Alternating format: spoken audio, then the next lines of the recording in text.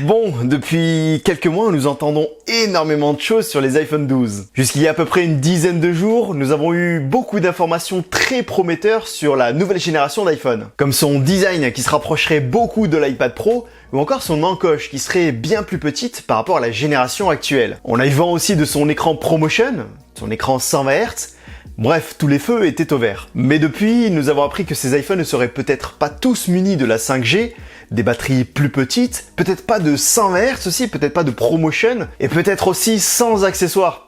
Du moins sans le chargeur au moins. Je vous en avais d'ailleurs proposé une vidéo la semaine dernière, et si vous l'avez pas vue, n'hésitez pas à jeter un petit coup d'œil en cliquant sur le petit juste au-dessus. Et après ça, vous vous dites sûrement que ça y est, je pense qu'on a eu notre dose de mauvaises nouvelles pour ces futurs iPhones. Eh bien...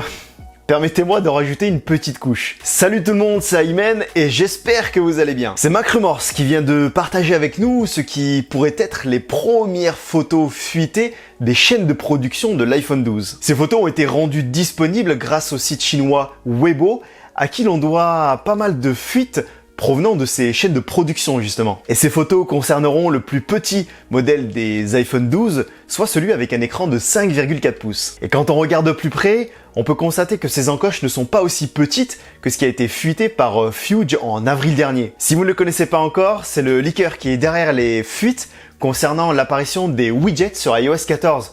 Et du coup qui s'est avéré être vrai. Sauf que quand on regarde de plus près l'image qui a été fuitée par Fuge, notamment cette deuxième partie de l'image, on constate que cette fuite concernerait l'iPhone 12 Pro, dû à sa présence du capteur LiDAR. Donc je pense qu'on aurait quand même cette encoche plus petite, mais il y a des chances que cette nouveauté soit réservée que sur les iPhone 12 Pro. Et pour le coup, je rejoins mon copain Nacrium qui a eu aussi cette même réflexion. Cela dit, si l'encoche de l'iPhone 12 5,4 pouces n'est pas aussi petite que ce que l'on espérait, elle ne sera pas aussi grande que les iPhones actuels. Via Twitter, MacRumors s'est amusé à comparer, grâce aux photos leakées, l'encoche de l'iPhone 12 5,4 pouces du coup, avec celui de l'iPhone 11 Pro. Sur le montage, on peut voir qu'effectivement l'encoche de l'iPhone 12 est plus petite que celui de l'iPhone 11 Pro, mais je pense que quand on aura l'iPhone entre les mains, cela ne se verra même pas car elle est tout simplement proportionnellement plus petite par rapport à sa taille. Et là, on est en droit de se poser quelques questions. Est-ce que cette encoche plus petite mais pas tant sera disponible sur tous les autres iPhones? Ou est-ce qu'ils ont rendu l'encoche légèrement plus petite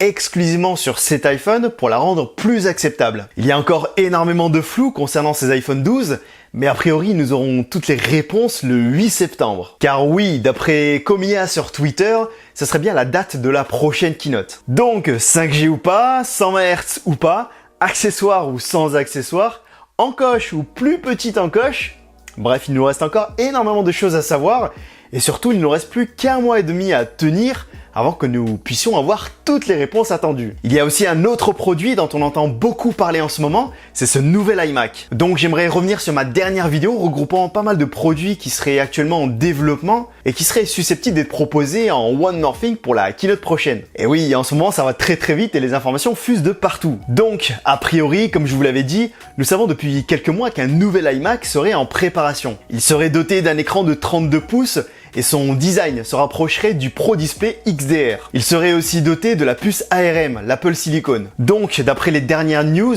a priori sa présentation ne serait pas attendue avant octobre prochain. Sauf qu'avant cela, nous aurons bel et bien un nouvel iMac, entre guillemets, et ce dès le mois prochain. Mais ça sera ni plus ni moins qu'un rafraîchissement de l'iMac que nous connaissons tous aujourd'hui. Ce refresh de l'iMac aura sûrement pour but d'y intégrer le processeur Intel Core i9 de 10e génération. Et voilà, ça sera tout pour cette vidéo, donc si elle vous a plu, n'hésitez pas à liker et à vous abonner si ce n'est pas encore fait, en cliquant bien sûr sur la petite cloche de notification pour ne rater aucune de mes prochaines vidéos.